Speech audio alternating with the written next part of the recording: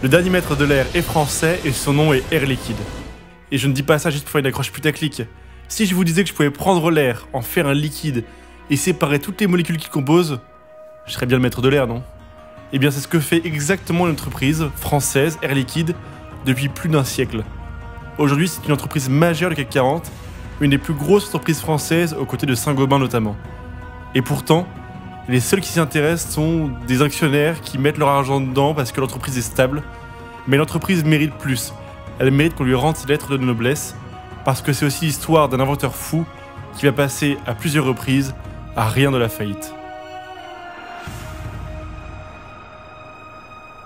Tout commence en 1899 par la rencontre de deux anciens d'une école d'élite, l'école supérieure de physique et de chimie industrielle. Le premier, Paul Delorme a l'âme d'un businessman, mais pour autant les affaires ne décollent pas. Et pour le second, Georges Claude, c'est la même chose. Georges Claude, c'est notre inventeur fou, celui dont je vous ai parlé. Pour imaginer Georges Claude, il faut s'imaginer un espèce de geek hardcore qui se cache sous les traits d'un géant blond aux yeux ultra clairs, très soigné, mais un peu tourmenté, vous allez voir. En tout cas, il est ultra brillant.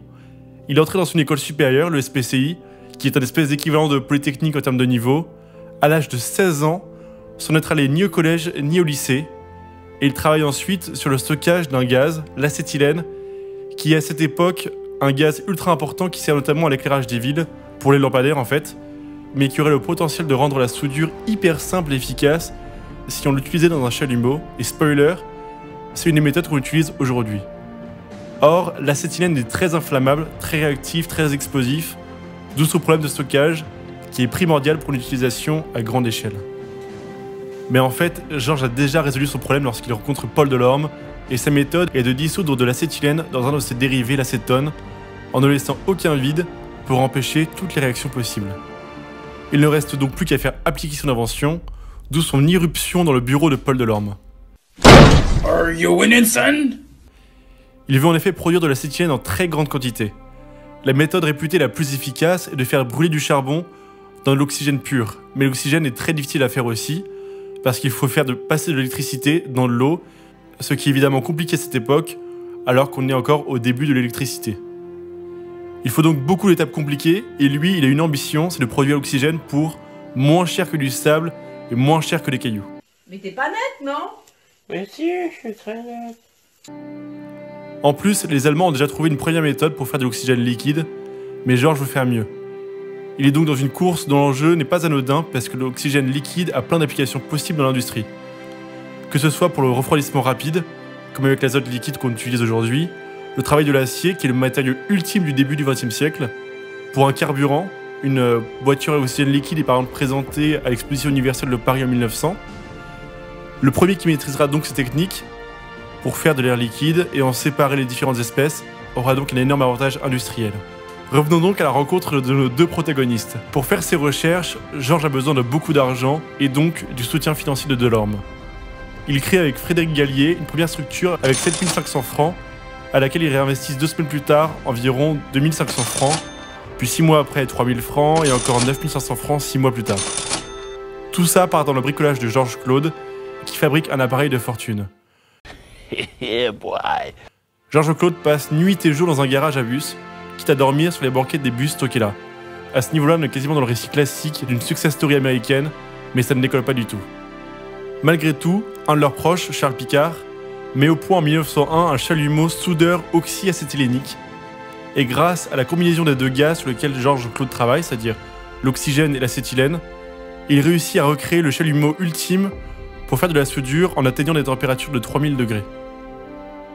Cela relance donc l'intérêt du milieu parisien et permet aux trois associés de refaire une levée de fonds pour 50 000 francs pour alimenter le gouffre afrique de Georges, qui en est maintenant à 2 ans d'échec en 1901.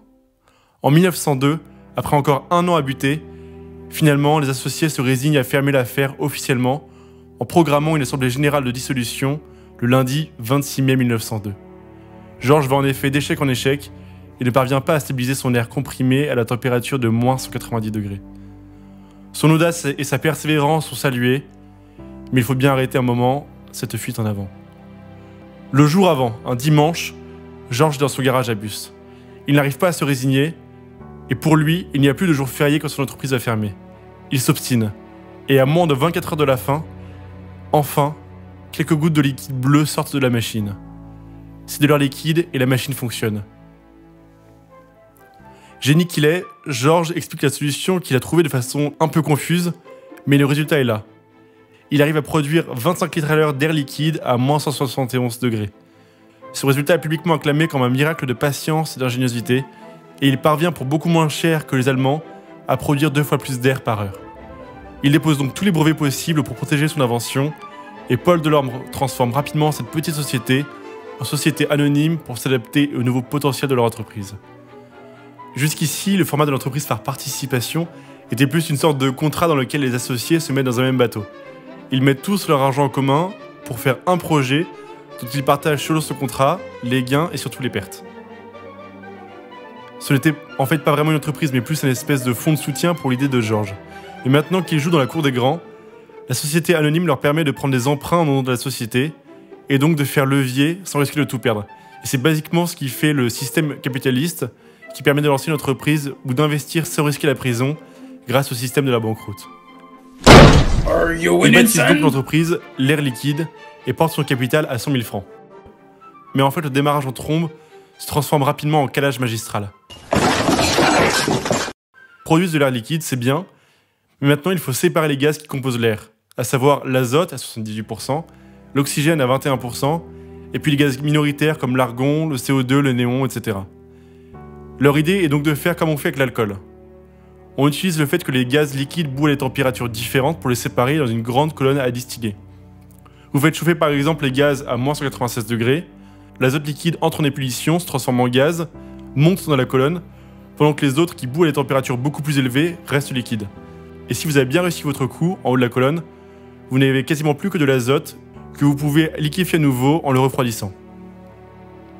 Ça c'est la théorie, mais en 1902 rien ne marche. À part faire des farces à la trappe, congeler du steak haché par exemple, l'air liquide ne sert à rien et les Allemands qui ont déjà des résultats de leur côté prennent de l'avance. En 1903, c'est pareil. Ils font donc un emprunt. En 1904, toujours rien. Et ils n'arrivent pas à rembourser l'emprunt. Ils font donc augmenter le capital à nouveau, mais les investisseurs ne se poussent pas vraiment aux portes. Ils parviennent à temporiser. Il faut recommencer fin 1904, et là c'est encore pire. L'entreprise est à nouveau au bord de la faillite, mais à nouveau au bord du gouffre, Georges Claude s'en sort. Un an après, en avril 1905, c'est la victoire.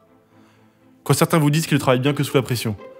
Enfin, Georges Claude réussit à sortir de l'oxygène quasiment pur, contrairement aux Allemands qui ne sont qu'à 65% de pureté. Frédéric Gallet écrira aux actionnaires « C'est le démarrage définitif et triomphal ».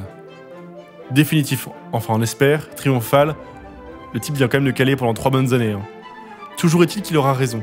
L'invention de Georges Claude aura une véritable valeur ajoutée et intéresse beaucoup de gens à travers le monde, car comme je vous l'avais dit au début, l'oxygène liquide permet d'accélérer massivement la production industrielle d'acier, que ce soit sur le découpage ou la soudure.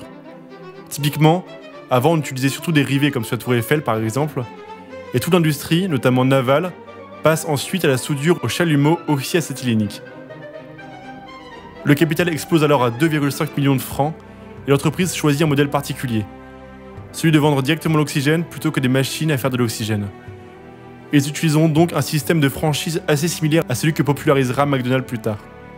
Ils enverront donc partout à travers le monde des espèces d'émissaires, souvent d'anciens marins de la marine française, qui implanteront des succursales locales détenues à 20% minimum par Air Liquide et par des locaux pour le reste. Par ailleurs, pour l'exploitation des brevets, Air Liquide impose une petite redevance pour chaque mètre cube d'oxygène produit. Mais l'occasion est tellement belle pour les entrepreneurs locaux et les brevets tellement révolutionnaires pour les industries locales que rapidement des petits drapeaux viennent se planter partout sur la map monde du bureau de Paul Delorme. Italie, Grande-Bretagne, Belgique, puis rapidement l'Indochine, la Cochinchine, la Pologne, l'Égypte, l'Espagne, Hong Kong, l'Algérie, la Suède et même le Japon. Pour soutenir cette croissance effrénée, Air Liquide procédera dans ce laps de temps à 11 augmentations de capital, quitte même à diluer les premiers actionnaires, et finira par rentrer en bourse pour profiter de 2 années de record à plus de 2 millions de bénéfices, soit l'équivalent de leur capital à peine 10 ans plus tôt. Cela nous amène finalement à 1914 et la Première Guerre mondiale. Air Liquide y aura un rôle majeur et ses 2 fondateurs se démêleront corps et âme pour participer à l'effort de guerre, mais cette histoire, c'est pour une prochaine fois. En attendant, si vous êtes arrivé là, n'oubliez pas de liker la vidéo si elle vous a plu, Abonnez-vous si vous voulez plus d'histoires sur l'industrie française, et en attendant, à tantôt.